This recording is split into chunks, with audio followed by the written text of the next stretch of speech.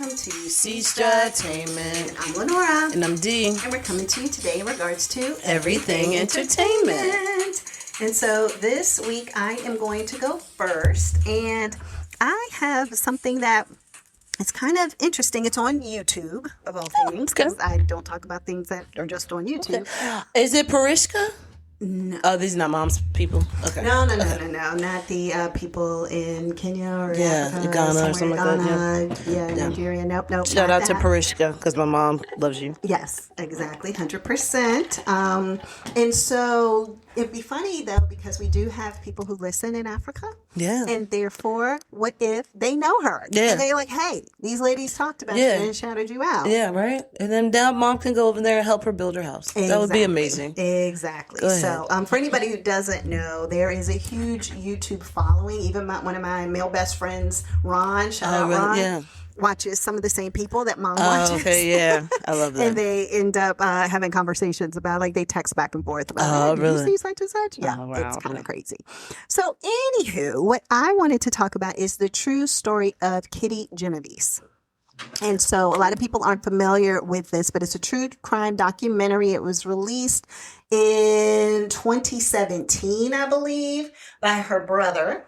And it is a really sad story, but it has a very impactful situation that took place because of it. So Kitty Genovese, her name was Catherine, went by Kitty. She was living in Queens, New York, and she grew up, in New York. Her mom actually witnessed a murder, and so her mom said, look, I'm moving to Connecticut, and I'm taking, your younger brother, and you can come or not. And she was like, no, I'm going to go ahead and stay. I've already graduated, so I'm going to stay here in New York. So she stayed. She ended up getting married in 1956. She ended up getting divorced, and then she ended up, moving on, living her life. She got a job. She was working as a bartender. She ended up getting arrested, though, because of the fact that she was, like, taking bets at the bar and working with a bookie and all of that. And so when you look at pictures of her, funny enough, the picture that they show of her the most is the one that's her mugshot. Anyway, after she forecasting, was it called? Foreshadowing? Foreshadowing, yeah. And so what ends up happening is that not really foreshadowing, but you'll find out in a minute. Oh, okay. So what ends up happening is that she ends up moving on from her marriage. She meets a woman that she falls in love with in 1963. Okay. And they end up moving in together into these apartments in the Queens. And exactly 1 year later, she was murdered at those apartments. Oh, wow. And so what ended up happening was that there were 3 separate attacks on her. On that night, supposedly 38 witnesses. What the heck? And 37 did nothing. So that sounds like the story that the New York Times put in the newspaper, all that. And so what ends up happening is that this big story happened that this woman was murdered, attacked 3 different times. And, oh, by the way, nobody helped her. And so all these news agencies and different people started finding out about it, and they were looking into it, and they were trying to figure out what was going on. And they were, like, knocking on doors at the apartment complex, and nobody wanted to answer because, of course, now there's a story out that you may have been somebody who knew something and you didn't do anything to save this. Oh, yeah, that's part of the mafia. So nobody We don't know about no stinking mafia. That's what that sounds like to me. Yeah, maybe, right? And so there was one person who was, like, across the street, and they saw what was happening because, she was leaving the bar. It was super early in the morning. So when he heard her scream, he looked out his window and he yelled down there, hey, dude, get away from her, whatever, like to get the guy away. And the guy took off running. Okay. So he said she was on the ground. They never say that he went to go check on her, but just that she was on the ground. Now, could he have could he tell from his high-story apartment that she had been stabbed or hurt or anything? Hard to say. How high was he up? It didn't say. Okay. Yeah. But what ends up happening is the gentleman, I can't even call him that, but the guy, the man who stabbed her, he was sitting in his car. She was getting out of her car from work early in the morning, bartender, walk into her house or apartment, and he stabbed her in the back twice. And so she screamed. She's, yelling that she was stabbed. That's when the guy yelled and, the person took off running. Then you had a scenario where she ended up going around a corner, kind of trying to get away. But then another woman said, oh, I saw him leave, go near the train station, but then come back. But when I saw him come back, he was around the corner where she was. And so I don't know what happened around there, but I did hear her scream twice since then. Like after she went around the corner, I heard her scream 2 more times. But they never said that the woman did anything. This is just her reenactment. She has since passed away when the documentary was happening. So these are all like court record things that people said.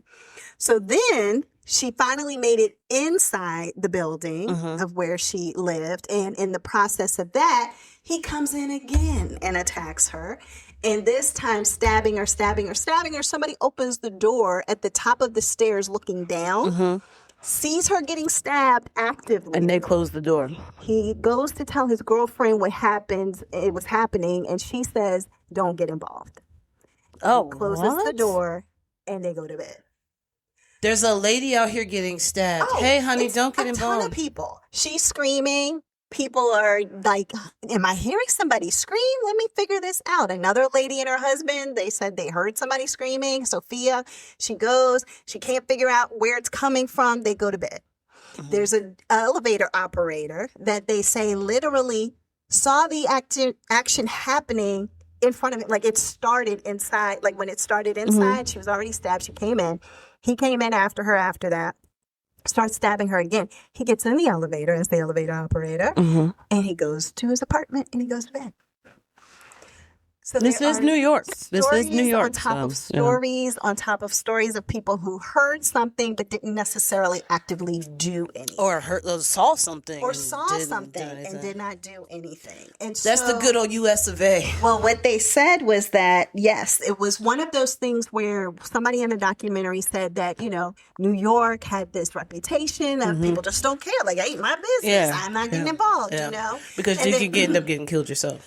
It's possible, like, what did she do? What was going on? Is this some kind of drug deal gone bad? Is this some kind of mafia hit? Is this? Is it that? Like, what is going on? And we're just not going to get involved because then that's going to be a thing.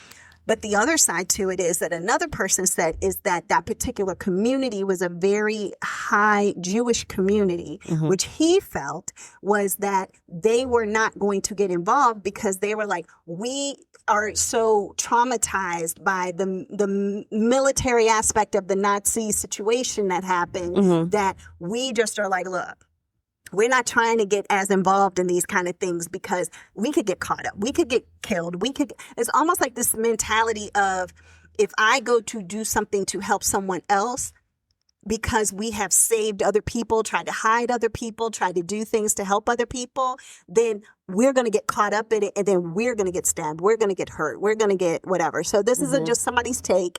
Doesn't mean that it's true. No. He was a neighbor there. He was somebody who was young at the time. His mom was the one who her and her husband were trying to figure out where the noise was coming from, Sophia, and couldn't figure it out. And they went back to bed. But then what ends up happening, so he heard the screams too. I'll put it that way. So he heard them as a kid and he was in the documentary talking about that. And he was like, oh no, you could definitely hear her screaming at 3:30 in the morning. Like it was, you could tell. Yeah. So then what ends up happening is that somebody finally calls his mom, Sophia, and says, hey, Kitty's been stabbed in the building.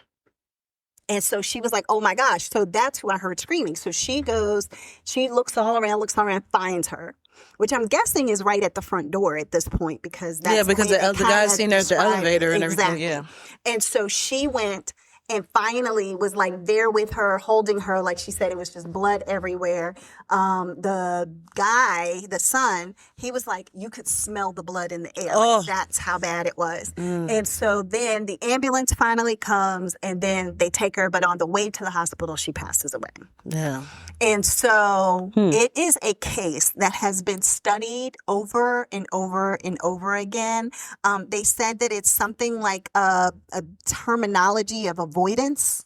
like group avoidance, something of another. I feel like that's what it is now. Like there are more videos of tragic things happening than actual people helping somebody in a tragic situation. Everybody got their phone out. And, you're recording. It's 20 people around recording, but nobody's calling the police while somebody's getting hurt, Yeah. I feel like it's just history repeating itself. It's crazy. And so what ends up happening is that the police come and see her girlfriend, Marianne, and are like, hey, just want to let you know Kitty's passed away, because Marianne didn't know anything about all of this.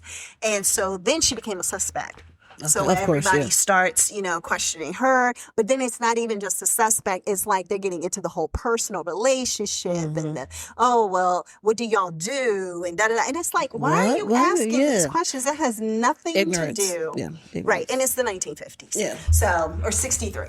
Yeah. And so anyway, what ends up happening is they realize it was nothing to do with her. They end up having a person who saw a car that was, not in the norm, or somebody acting weird or whatever, or somebody get in the car, out of the car, I don't even know. But anyway, somebody identified this car, which actually was the person who ended up stabbing her. And his name was Mosley something. I forgot what his last name was, something Mosley.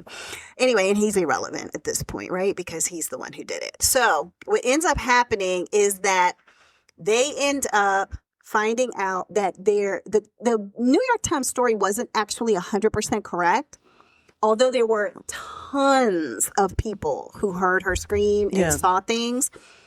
It wasn't that nobody did anything, because a lot of the people, when they were finally talked to or interviewed, they said, I called the police. I called the police. I called the police.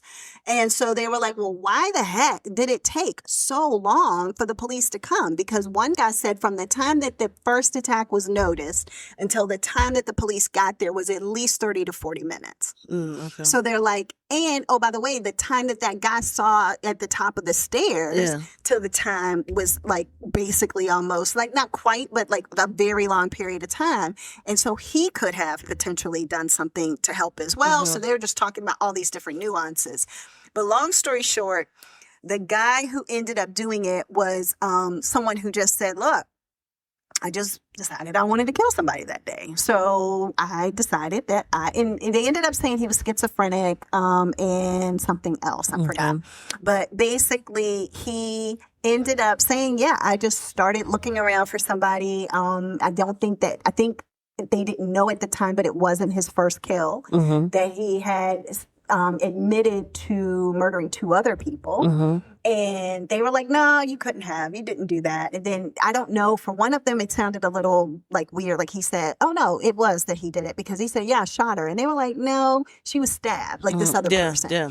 And he was like, no, she was shot. And then when they went back and looked at the autopsy, they realized she had been shot. What the hell? And then, she had been stabbed so much that they couldn't tell she had been shot. So then he was like, people hear the gunshot? Well, this wasn't her. I'm saying this was a whole another one. I'm sorry. So he admitted to all this other stuff, but they had already had somebody else arrested for that murder. So then they had to go through and do all of that. So long story short, he ends up getting the death penalty that ends up getting reduced somehow to him getting life in prison. Is this so they can study and figure out what was going on, maybe? No, because the guy ends up stealing the gun, the keys, everything from a correction officer, breaks himself out of prison, holds up a wife and husband in the house that he stayed in for 3 days. They came home from a vacation or something, and then they were like, oh my God, somebody's in this house. And he ends up taking advantage of her. He ends up doing something to the husband, like whatever. Then he leaves there, holds up a mom with her baby, and then finally leaves, but he doesn't hurt them. He ends up turning himself in and gets an additional 15 years per situation for that. And so I'm like, how do you take somebody who's admitted to killing 3 people? To then just be like, oh yeah, we're going to kill you. No, we're not going to kill you. We're just going to have you rot in prison. Exactly, and it's like, I'm not going to sit here and rot. So all of this to say that her death was a very sad case. Like I said, studied by universities and different forensic, I don't know, powers that be and all of that stuff. But one thing that did come out of it, the 911 system. What happened with that? It started because of her death. Oh, that's when the 911 system started? Yes. The system started in the 60s. After her death, they said drastic changes I needed never to even be thought made about that. because of the fact that they said that there was this call, but there's no record, because back then you had to go like to Yellow Pages and you had to go and find what your local precinct's number was and then call them and all of that. Never even thought about that. Right. And people kept saying, I called, but nothing was happening. So and that's how 911 was created. Right. There was no record to say, yes, somebody had called, and this was the timestamp of when that call took place. And, oh, yes, we're sending out people, and this is the dispatch, and all of those things. So based on that, the whole system. So she was started. A martyr for the 911 setup. Yeah, unfortunately. But I mean, if it wasn't her, it would have been somebody else. Yeah. So her brother goes down this whole path of trying to find everybody who was a witness, trying to find people who were in the court case, because he said him and his family were so traumatized by the fact that so many people didn't do anything that they didn't even go to the hearings. They didn't even want to be involved in anything. The only way that they found out what even happened with her court case was because of the fact that the guy wanted to get parole in 95. And they were like, no, we're going to go and sit in there and make sure that he does not get out. And that's when they started hearing all the things that he did to her and everything. And they were like, it was just really horrible. But God, but that's the good side of what happened, was that now countless people's lives have been saved. Oh yeah, absolutely. Yeah, there is now a 911. Something's always got to be the catalyst to start everything off. Start of everything. So, and this lady with 500 people trying to call their local precinct. And then nobody still came for so long, like for 40 minutes. And they were like, literally, there was one, I think they said like maybe 5 to 7 minutes away. Yeah. So, yeah.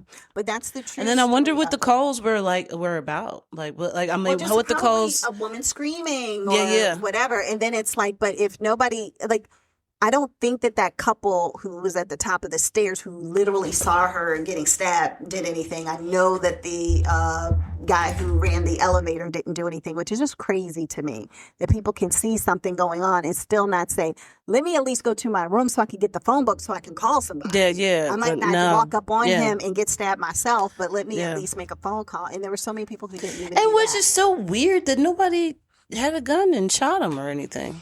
Nope. And it was a thought that, So, so that is the true story of Kitty Genovese, and it is on YouTube. Oh, wait, that's wasn't there a Genovese mob family? How do we not know this is all part of a mob family thing? Well, let's not. I mean, I'm not trying to go down that rabbit hole because I don't want to get shot or stabbed. No, but I think that, if that were the case, I'm pretty sure it would have come out by now, based on the fact that her death caused so much. Yeah, that's true. People studying it and figuring it out. And what is this thing about people and you would have thought collectively just say, no, I'm not going to do anything or look into anything. Gosh, I need to find what that was called again. But then it's like that's something like that should be like, why didn't I learn about that in school, about 911 and where 911 came from? It was just call 911, but it's not, hey, the reason that 911 happened is because it exists. It's because of there was something that happened. I mean, if you're a child and you have to know 911, it's like because something very bad happened to a lady and they didn't have a way to call one number to get through. So now they've made the number 911. Boom, I would have remembered that for the rest of my life. Instead of, hey, something bad happens, call 911. And what do you do, kids? Call 911. That was it. That's it. But if you put a story to it, I feel like you would. Yeah, you would remember. And her legacy would continue. So if it wasn't for her brother creating this, then would anybody really know what that story was? That is very true, because I had no idea. I just stumbled upon it. So, but all right, what you got, sis? Okay, so what I have is Riff Raff. Riff Raff is on Hulu. Okay. And I watched it because of the cast, first of all. Let me just name some people that are in this. Jennifer Coolidge, Ed Harris, Gabrielle Union, PDD, my boy PDD. Pete Davidson? Yeah. I was like, who's PDD? And then the man of all men, Bill Murray. Oh, wow. Yeah. So, and he doesn't do much. Yeah. So it was like, come on, I have to watch this. I like it because it is It has funny parts, but it's supposed to be like a what do you call it? I guess like it's not really a comedy, but it has comedic parts. Is it a dramedy? It's not a dramedy. It's a action thriller. I don't even know what you would call that. I don't know the definition of it. Maybe I should look that up and figure out what that would be. It's all good. Dark comedy. Oh, dark comedy. There you go. Okay. All right, so it starts off with seeing a man and a woman run out of a restaurant, and she's like, come on, we have to go. And then it zooms in on like this bloody footprint from the guy's shoe, right? Mm-hmm. So then it goes to Lonnie, who's played by my boy PDD, telling Hoonigan, who is AKA Lefty, who was played by the Bill Murray. Right. It says that, hey, there's like, he runs into the house. Bill Murray's sitting there eating his breakfast, and he's like, hey, man, such and such got a bloodbath at the restaurant. So he's like telling him, he's like, look, it's a bloodbath at the restaurant. But as he's saying that, and Bill Murray's sitting there talking to him and trying to like give him like, something to drink, like, drink some water, calm down. Then it starts off with, you hear a voiceover of like a young man giving a narrative of what is about to happen to his family. Oh. That's weird. Yeah. So as that's like, different. Yeah, it's very different. It's very different. Ow, I just hit myself in the face with the microphone. Anyway. So now after like they show that part, then it clips over to this young man who is played by Miles Harvey, and he goes by the name of DJ, right? Okay. Now he's learning how to shoot gun with his father, and his father is played by Ed Harris. Okay. All right. So you got a little backstory with that because DJ is a black kid and Ed Harris is an old white man. Mm-hmm. So therefore it's like, okay, there's going to be a backstory with that. And like how their relationship and everything. So when DJ's mom, who played by Gabrielle Union, comes in, she like sees Ed Harris and him, like his name is Vincent. Vincent and DJ sitting there, and she was like, "Oh, so we're drinking beer." He's like, he's about to go off to college. I want him to have a drink with his old man, stuff like that. And she's like, "Yeah, come help me get these groceries in, boy." So they're a couple? Yes. Okay. Yes. So now, the couple that's ran out of the restaurant, they end up driving up to DJ's family's house. So DJ is like, it's the middle of the night, and then they hear like banging on the door. DJ gets up. He's so like scary. He's walking down the hallway with a bat, like really close to him, walking super slow to go to the door. And then he's like, who is it? He's like, it's your brother from another mother. So now this is Vincent's other son who ends up showing up. Okay. Now, once that happens, you figure out that things are starting to go awry because that is the guy who I saw at the beginning that was running out of the restaurant. Yeah, So now some secrets start slowly coming out, and you find out like exactly what happened in the restaurant, like middle of the movie. Okay. And the way that you find out is like, I like how they did this. So he's like, it's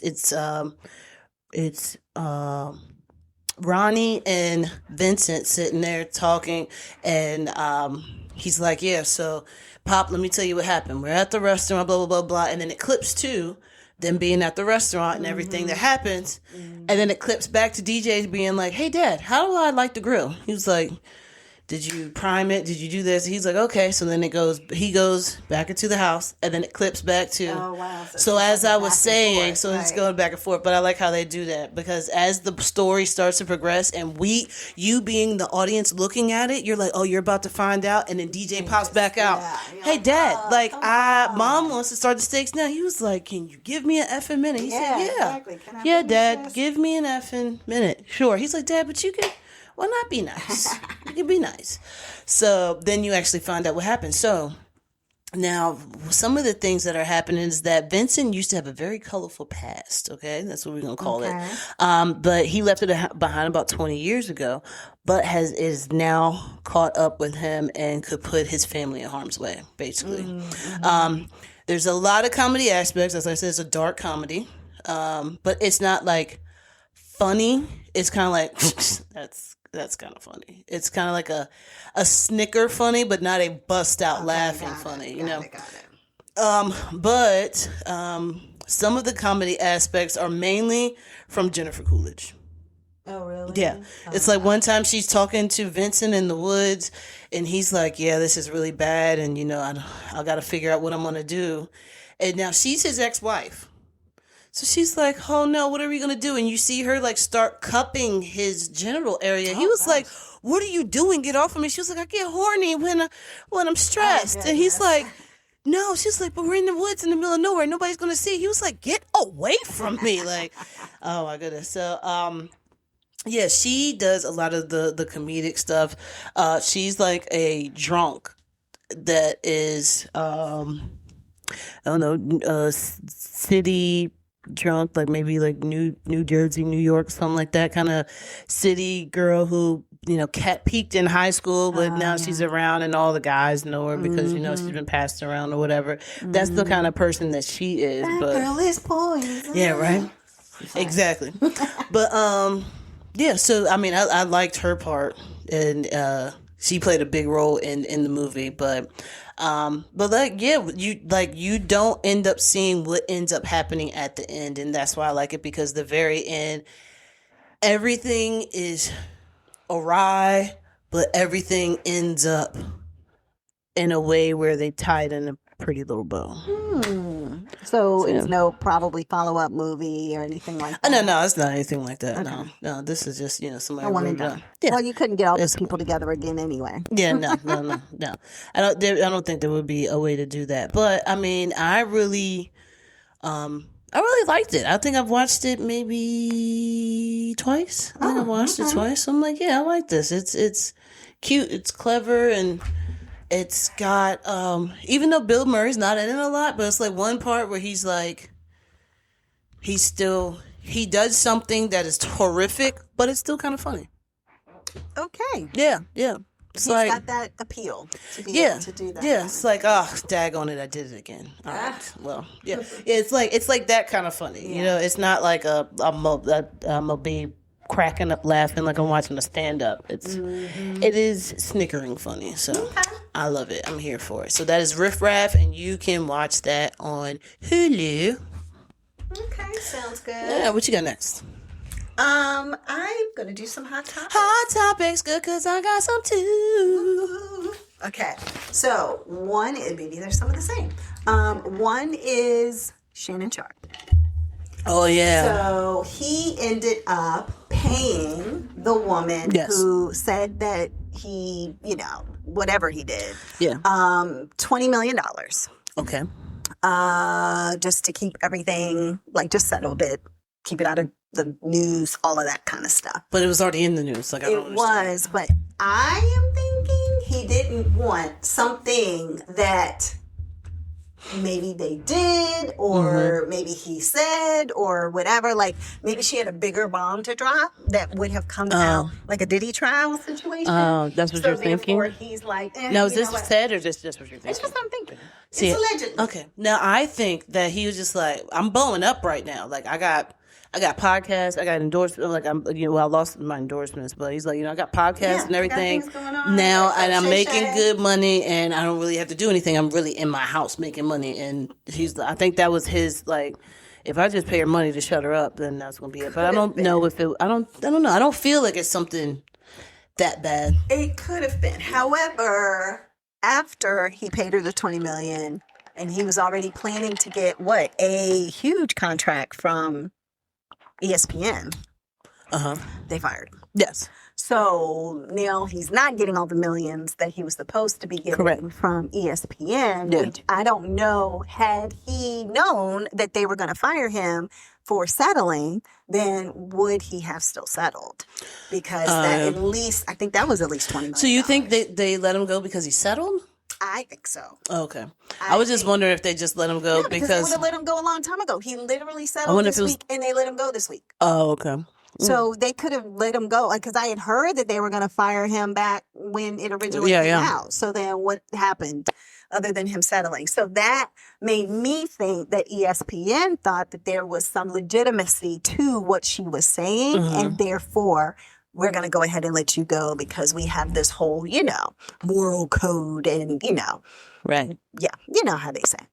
Yeah. So anyway, of course, social media has been going off like, hey, Cat Williams and Monique tried to warn you. Like, these are things I told you, you could be King the Conqueror one day and they take you out over a weekend and all this kind of stuff. So, Shannon, we'll see what happens. I didn't realize that I think the thing that he has, one of his podcasts, I don't know which one, ESPN was helping to fund it. So I don't know if he'll keep both podcasts or not, the one with him and Ocho and his own Shay Shay, or what's going on with that. But that's one thing. The other thing. So are you going to go off from that? There's more to that. Yes, I was going to take it to a different topic. No, I want to go on more to that. Oh, okay. He actually made a statement saying that I asked them if they could wait a day to announce this because his brother was being inducted into the Hall of Fame. And he said, he said, that's not what I wanted to do. He said, my brother busted his tail and worked really hard to get here. And they was like, yeah, we don't care. Oh, man. Yeah. It's like, well, you did it to yourself, buddy. Yeah. I mean, I mean, that's a good brother to want to do that. But yeah, if you didn't, have to go out here and get with an OnlyFans person, then you would be, and the crazy thing is that he got fired. She retired. She was like, well, I'm going to go ahead and let you all know that I'm no longer going to do OnlyFans anymore. Yeah, so I appreciate. But the crazy thing is how blatant it is that this was all a ploy for the money. Do you know what I mean? I get it, but I get it. But I mean, I'm just saying, because literally the word came out that there's a check. And then you literally the next day are like, yes, I'm retiring from this and I'm not doing this anymore. And it's like, I mean, not that you had to, but that just showed that by any means necessary. Like, absolutely. It's like a Kardashian move of like, they will just release the tape. Yeah, exactly. Yeah, because I mean, I feel like, hey, I was doing OnlyFans because I didn't have no money. Now I got money. I don't have to do OnlyFans I don't have to do it anymore. Right. Exactly. So sorry, my page is going to close down. No, she'll probably end up doing another one later she said on. That she wants to focus on other ways. I mean, basically investments and ways. Yeah. And I get that, but I feel like later on she'll end up doing something OnlyFans that's going to be super expensive, and people are going to want to pay for the girl, the multi-millionaire. Yeah, the multi-million, but it's the multi-millionaire who got Shannon Sharpe fired from ESPN. Yeah, good point. Or she could just start a normal podcast and just be like, "Hey, people will come and follow me over there, and I'll just talk about different things, or talk to gold diggers, or talk to right. Talk to I ain't saying she a gold digger. A lot of money from men. Yeah Probably black men, but I digress. Anyway, so moving on. The largest earthquake on record happened. Had you heard about that? So a huge earthquake took place. Well, at least they said it's one of the largest, right outside of Russia. Yes, I did hear about that. And they had tsunami warnings in regards to that. But the Russian earthquake was at 8.8. So that's why the tsunami hit Hawaii. Yes. Correct. Okay. Hawaii, and then they had a warning for California. However, neither ended up being as catastrophic as they thought based on it being an 8.8. But they definitely said the water pulled back from Hawaii. Yeah. And it, like, boats were just on the sand and, all of that kind of stuff. So things did happen in that regard. There was some waves that hit, but it wasn't, like I said, as catastrophic as they were originally thinking. They have had 24 aftershocks since that original. Do they normally so Russia normally does have the earthquake? There's a fault line. It's a fault line right there between the in the Pacific Ocean, right? In the ocean. Yep, exactly. Because isn't that where all the crabs are falling out into? I don't know. I did hear something about. Yeah, that was years ago. Yeah, that's why they're so expensive now. Some like the Alaskan crabs are so expensive because because they haven't been mating. They haven't been mating because of that what is it called? Shelf something? They're just going and then there's just they drop. They think they're just going to drop a little bit, but now you're dropped. Yeah. Like you're you're a crab boil right now because it's probably somewhere down in some lava. Ugh, good gracious. Yeah. And so the aftershocks have ranged anywhere from a 5 to a 6.9. And so what's crazy is that I think we had a 5.7 here, and I thought the world was coming to an end. So I can't even imagine what an 8.8 felt like, much less a 6.9 aftershock. But, it is what it is in regards to that. So that's that. The other thing I was going to say, I don't know why everybody seems to care about this, but I guess Megan Thee Stallion is now with Klay Thompson, and people seem to care, and I don't get it, but like it's been all over my social media feed for some reason, and I don't even watch Megan or Klay. I don't know what sport Well, don't worry, tomorrow is gonna. Yeah. Okay. Yeah. So he's the mixed kid. The mixed kid with the red hair, yeah. Anyway, Glorilla's going to be out all tomorrow probably with her and her boo. Yeah, she got a boo. Some basketball player, football player, something like that. Okay, so there'll be a news story all over my yeah. Tomorrow. Yeah, okay, got it. So anyway, so I was just putting that out there for people who care because it's entertainment, so go figure. Right. There's also the end of, for all women out there, I'll just say, it's the end of you needing to entertain your husband for the next few months because football season has started back up again. So therefore, the last day of, having to care about whatever is going on in the world and all of that, because the men will now just focus 100% on football and you won't have to, like I said, be there to entertain. Because I feel like sometimes when men don't have football, basketball, baseball, something to pay attention to that's their favorite sport, then they just are like, listless. They just don't even know what to do with themselves. So football season is back. And last thing, Malcom-Jamal Warner. Yes. There's so much misinformation about what happened, what's going on. Like there's literally stories now about, well, they went down this path, but now they're saying this. Well, they said that this had happened, but now it's over here. And this is what they said.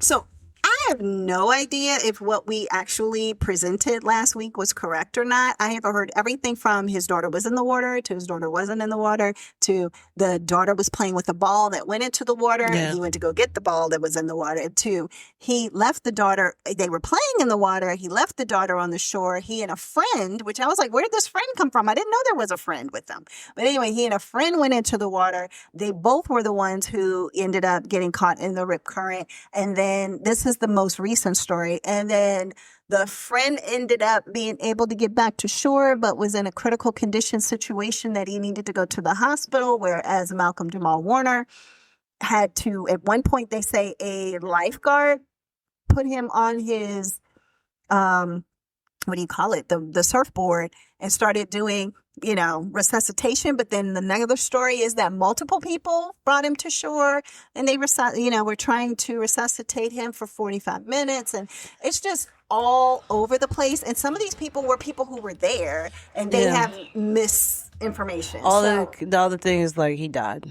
Yes, but I mean, on a beach. I know. He drowned. Yeah. That is true. The particulars we don't have. But you thinking it's foul play or something? Well, I'm just trying to figure out why is it so much confusion about something that clearly a bunch of people were there and everybody knows. So is it something that people are trying to not necessarily cover up, but like, why is this so complicated? Like if you were there and you saw something with your own eyes, then tell that. Sounds like those people really weren't there. Well, the one's the police chief or whatever. Like it was a person who was physically there and it's like, well, we released this statement, but this is actually what I saw with my own eyes. And I'm like, well, then why was there a whole different statement released? So anyway, I don't know. There's just been some inconsistency. So anything that I just wanted to talk about this because we had said a certain thing last week.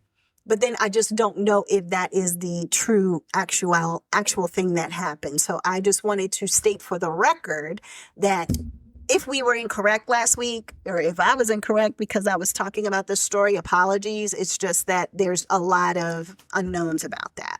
Okay. And then the very last thing I was just going to say really quickly, because it just came into my mind about what I talked about last week, is that Ozzy Osbourne's funeral did already take place. So Sharon, the kids, all of them did that in London, and a ton of fans were there. And it was weird because they were cheering and like Ozzy, Ozzy, Ozzy, oi, oi, oi, and just weird things like that while they were grieving. So it was a really strange thing. But then at the same time, from what I read in some comments, that they had said that Ozzy really wanted a celebratory going. So okay, I get that. They were like, maybe the family wasn't as turned off by it as some of the people who were watching it were. But all right, so those are the things that I had. It was a little bit of stuff. So what do you have as a hot topic? Okay. So Deion Sanders. Yes. I heard about him. That. Yes. So people didn't know Deion Sanders had bladder cancer. Yes. You got money, you can get this all taken care of. So what happened? They said his bladder had to be removed. Yeah, his bladder was removed, and then they said that we created a new bladder for him. I'm like, so you could just make bladders? I thought that they were going to like get a donor bladder, or like somebody who passed away and they gave their body to like science. they've done it with like a heart or but I feel like that has to be like directly from a warm body into another warm body. That's what they do with all of the heart. I'm saying, but that's the thing is like, but you have to make sure that like, don't you have to be matched up and everything for a bladder, right? Well, I mean, that's what I was thinking was the reason why he was going in to do it at that moment was because somebody is saying, this is when you have to show up. You know what I mean? But it sounds like if they created one, I didn't know that they created one because I was trying to figure out like, is he going to have a bag or like what? Like if they took his bladder, but yeah, he had bladder cancer for sure. Okay, yeah. So had that. Go ahead. Oh, did you have another part to the story? No. That was he's dating Karuchi. Yeah, that's the part I was going to say. I'm like, men are disgusting. Isn't she the same age as your kids, bro? Like, she's like late 20s, right? Yeah. Yeah. And he's like, how? It's like, yeah, he's like 60. Yeah, he said, yeah, I had to go ahead and redo some stuff on my grandbabies. Your girlfriend just graduated. Yeah, she just graduated college 3 years ago. I don't understand. Like, that's too much for me. All right. Yeah, right. She's closer in age to his grandbabies than she is to you. Yeah. Oh God. Okay. But, Grandma Rucci is like that's what it's gonna be. Follow the money. Yeah. But they said that she did a video and she was extremely like. Oh yeah. She was extremely distraught and everything. But men will take advantage of women who have daddy issues. So there is that. Also, another thing that's happened on a good note is Busta Rhymes getting a star on the Walk of Fame. Bust. Yes. Love it. So I don't remember who all they said was going to be there, but it's supposed to be a certain amount of people that are going to be there while he's doing it. I guess maybe his family will be around him, and then I think it's certain people that he won't be there, like some DJs or something like that he wants to be there while he's getting his star revealed. You get to pick who you want with you or whatever. So as you're mentioning that, can I just throw in something really quick? I just came across this clip of a Jason Lee video. Him, the guy who's always doing all the Hollywood Unlocked. Yeah, Hollywood Unlocked. He's like, I guess what Snail considered to be the new Wendy Williams, I guess. I mean, not new. He's been around forever. But, I mean, like, he's telling all the dirt, spilling all the tea, all that kind of stuff. He's the black TMZ. Yes. And so what ended up happening, which I'm just so surprised because, two stories actually now I'm thinking of, but. You sound really country just now. I'm just so surprised. And so I did not I guess I didn't know how long he's been around. I knew he's been around for a while, but I wasn't realizing like he had been around since like before Chris Brown and Karuchi. Oh yeah. Like he's been around forever. So anyway, I say that to say, when you talked about Karuchi, I happened to watch a couple of clips, and one of the clips was him saying that he introduced Karuchi to Omarion. Yeah, I did know that. He was trying to get the two of them together. And then the next thing he knew is that Chris Brown, who was Omarion's friend, and Karuchi were together. But he was like, I specifically invited some girls to a party, and she was one of them, thinking that you and her would connect. And I thought y'all were connecting, but then I see. But then Chris Brown was there. And then it became, It's like, why would I want to go with Omarion when there's Chris Brown here? Who's the bigger one? Right. Of the who two? do I want to get knocked up by? Yeah, like who? Like he B2K? No.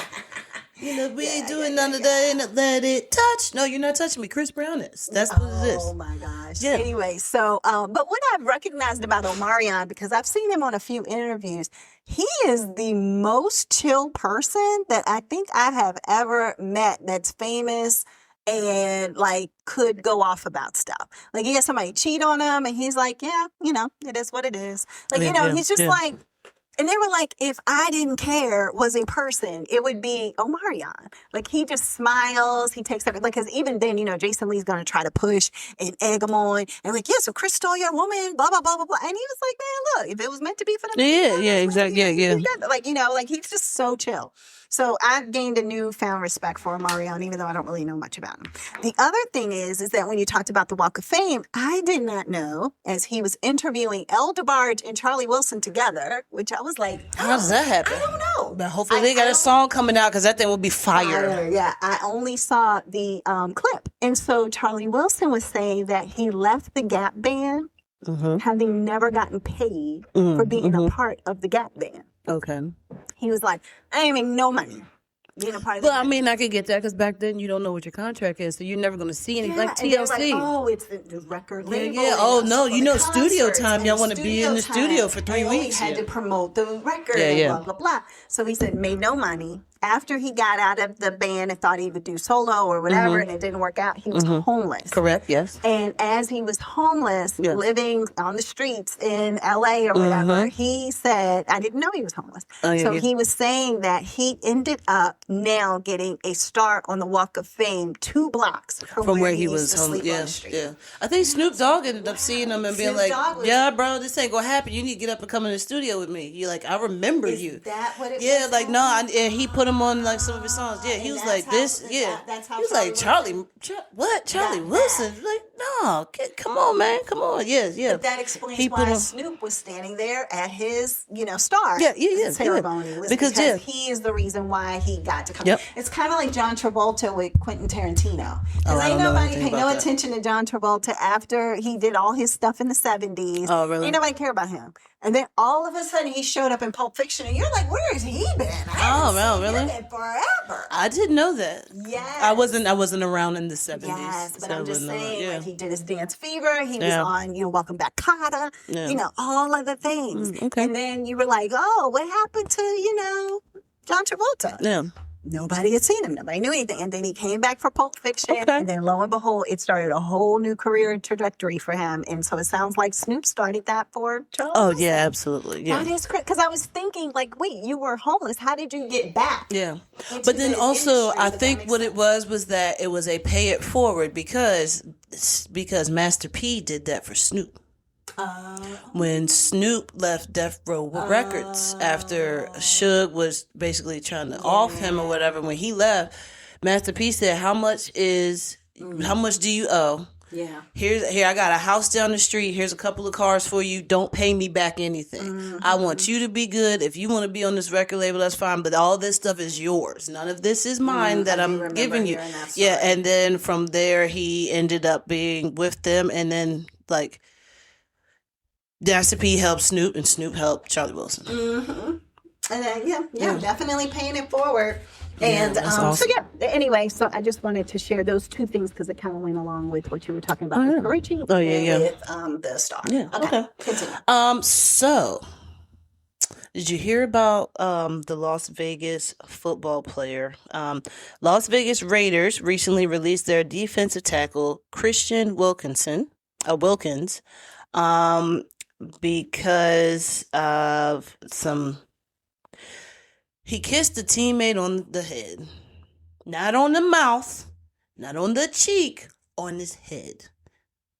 Okay. And that player, because this football player has had some issues with, I guess, his behavior is, and I guess it's frowned upon with the NFL. I don't know if he has gay tendencies or not. The one who got fired? Yes. Okay. So, here, I'll get into it. Charlamagne the God actually talked about it on the Breakfast Club. Okay. So I want to play this so then you'll be able to know what's going on.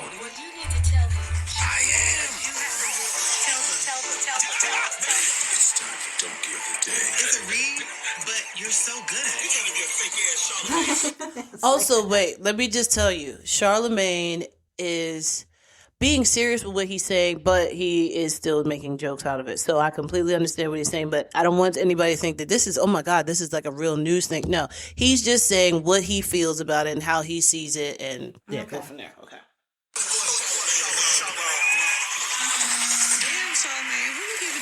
Well, Sexy Red, Donkey of the Day for Wednesday, July 30th goes to the Las Vegas Raiders. Now, I usually don't mind other NFL teams' business because I'm a Dallas Cowboy fan. I know. Nobody feels sorry for us. I need to shut the F up forever when it comes to other NFL teams. But an injustice anywhere is a threat to justice everywhere. Martin Luther King Jr. said that, by the way. And I agree. See, there's a man named Christian Wilkins. He was a defensive tackle for the Raiders, and he has been released from the team. Now, this man signed a 4-year, $110 million deal with $84.75 million of that guaranteed, but the release will cost him the remainder of the contract, which is around $35 million. Now, I'm not his agent or his lawyer, so I don't know why the release would cost him the remainder of his contract. I really hate when that happens because that's a lot of money to leave on the table. But wait until you hear the reason. They say Christian Wilkins got released. Let's go to ABC 13 for the report, please. I have no comment to make. We made a decision on what we're doing, and we're moving with it. The Raiders made national headlines last week with the bombshell decision to release Christian Wilkins, cutting what was expected to be a superstar's time in Vegas to only 5 games. The Raiders splash signing disagreed on whether to get a second surgery on the Jones fracture in his foot. The 29-year-old filing a grievance with the NFLPA as the Raiders withhold about $35 million of guaranteed money from Wilkins' 4-year, $110 million contract. But as we learned last week, there's more to it. Sources tell KTNV details on an inappropriate incident expediting the release of Wilkins, who also has a documented history of behavioral issues. On Monday, I reported that Wilkins had kissed a teammate on the head in a meeting, which the teammate took offense to, filing a sexual harassment claim to Human Resources. He did what? He did what? Play the end part again, He did man. what? Play the end part. Play it one more This is time, good. right? You know, he kissed the top of a teammate's head in a meeting. Okay, what is the world coming to? So you mean to tell me NFL players, y'all can pat each other on the ass, playing patty cake on each other's butt cheeks, but a kiss on the top of a teammate's head is too far? Y'all be butt naked in the locker room, showering together, meat just hanging like a butcher shop, but a man kissing the top of a teammate's head is too far? Quarterback is the gayest position in all of football. You stand behind a man with your hand between his legs while the man is bent over. You screaming, and he can't move until you tell him to. If that don't sound like freak off instructions, I don't know what does. Okay? The position tight end. That title is the most flirty title in the history of titles, okay? Envy told me on Grindr, people actually put that in their bios. I have a tight end. Is that true, Envy? I have no idea what you're talking Envy about. told me people are on Grindr looking for tight ends. I'm just simply saying kissing the top of a teammate's head is one of the least gayest things I've heard or seen on a football field, okay? Now, He got fired for that? he got the man went to report him. Now, a source told ESPN that the incident was intended to be playful, but the recipient of the kiss took offense. I understand that. We all got boundaries. Okay, we should respect people's boundaries. But damn, to report me to HR? There's got to be some honor amongst players. You have to be able to settle things amongst each other before y'all run the corporate. I would rather y'all are squared up in the locker room, okay? With clothes on, of course, all right? A man kisses you on the top of the head while you butt naked in the locker room.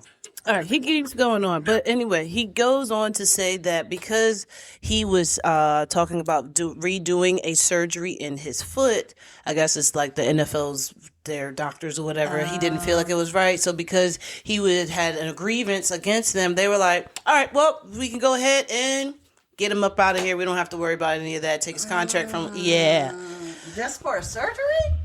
But he also has like his stuff against the NFL for this. Like, I don't know exactly what his grievance is or whatever he has going on with it, but It seems like it is a violation. Like, while he has a claim against them, for them to then let him go. But they let him go because of sexual harassment complaint from another player. Right. Yeah. But I think that they used that as like their scapegoat to get him out. Yeah, it's like, all right, yeah, let's go ahead. Well, they said he had multiple things going on. Did they mention what those multiple things were? Like, that's what the story. Oh yeah, said, yeah. not what, No. said, No, but see, that's the thing. I think that he.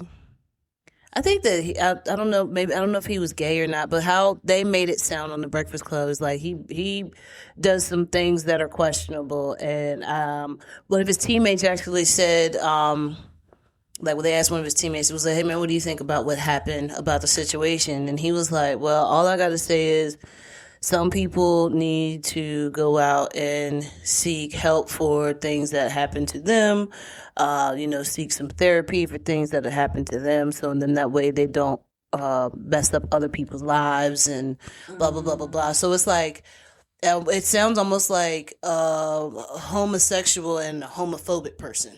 So then it's like, what, boy, I'll kiss you on top of your head. You kissed him on top of the head. He's like, how dare you do that, But is the person that was just saying that, are they saying that about Christian, or were they saying that about I think they were saying about the other person who filed the complaint. But how do we know? Because the way you just described but the way that it was worded, I just gave you a piece of it. But yeah, the way that he worded it was like, yeah, some people...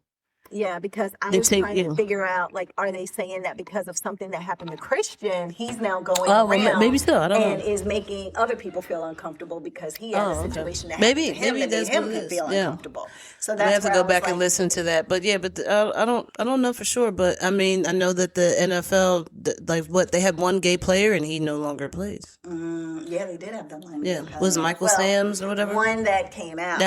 Yeah. But now he's not even playing anymore. Played for long. Yeah, because I'm pretty sure that, I have always said the scariest thing to a straight man is a gay man. Yeah, but also there's a lot of undercover gay people who feel uncomfortable being around a gay person who's out, I know, but that's the thing. Or it's like if you just think of how many men in life are gay, and then how many men in the NFL are probably gay, because my girlfriend Angela, shout out Angie, she's always like, there's something up where you want to fall on top of people and tackle people and pat each other on the butt. Very, what is it? All be Grecian. on top of people. It's very, Grecian, very intimate. Yes. Because you're all piled on top of each other. She's very like, Alexander the Great. She's like, who knows what they touching and rubbing and doing all in that pile? She's like, no. She doesn't even watch football because she's always just felt like it was just a way too much. I mean, yeah, I can understand that. I mean, there's a therapist who was like, men don't actually like women.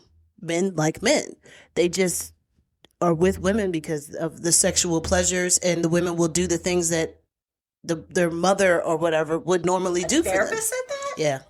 It was just like, there are men out here who don't like women. Oh, I mean, they just have a visceral, like, I just can't stand women. And they don't want to be around them. I don't want to be in a room full of women. It's like, but there are some guys who are comfortable with being around women, who like women, who are like, I don't care about sitting in a room full of women. I'll talk to them and stuff like that. But there are guys who are just like, why would I want to, like, sit down and talk to some ladies? It's like, well...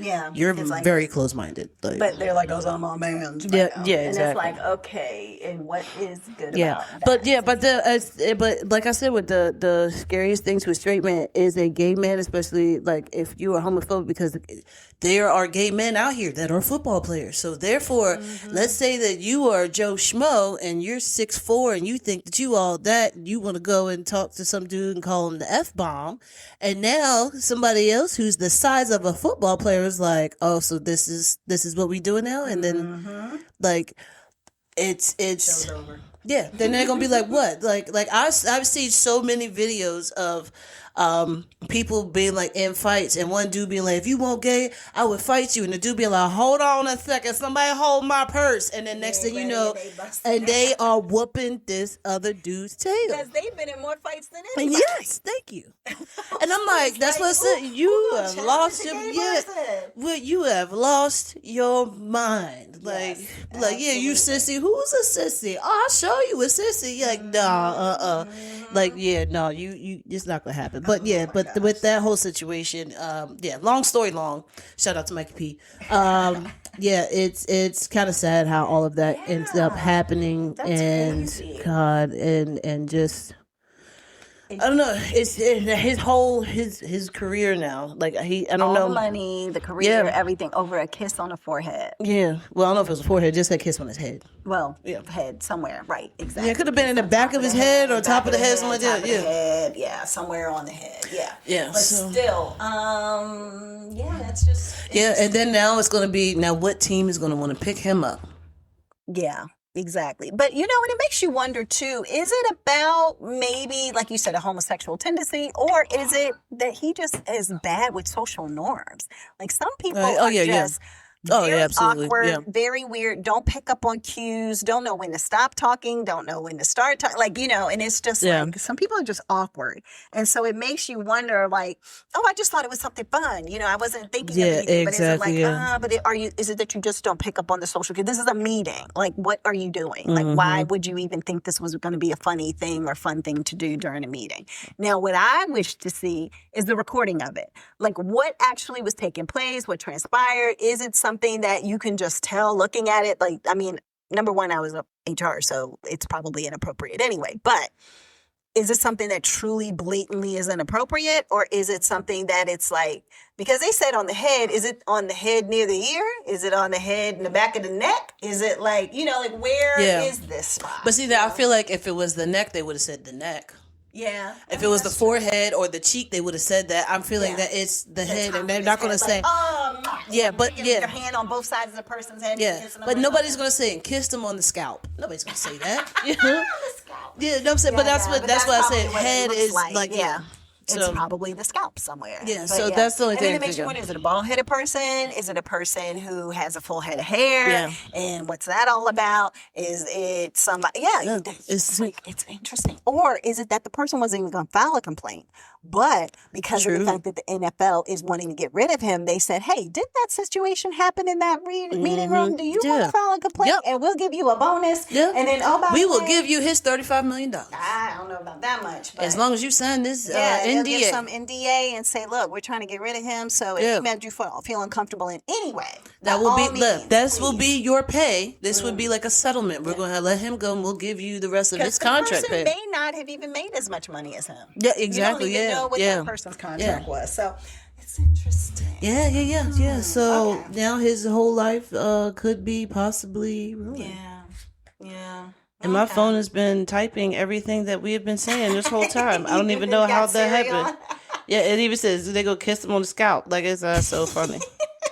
Well, on that note, I think that is the end. Yeah, I'm getting there. Oh my goodness. So I don't even know how that happened. Right, but no, I'm gonna have to do a little bit more investigation in regards to this, because that just seems like, from an HR perspective, he might have a case to be like, no, it's unjustifiable. Yeah, it's unlawful, and I don't feel it's retaliatory. Yeah, because the whole fact that it started all off of him talking about them in the beginning and his surgery and, on his ankle, by the way, whatever. You all don't want to pay for this, or don't feel as though I deserve this. Yeah, I need to get another surgery on this negative list. And so I don't know. He might have a counter suit. He might. I mean, not that there was a suit against him, but a counter. Yeah, hopefully they don't Kaepernick him. Yeah. He might be Kaepernick. Yeah. Not sad that that's a bird.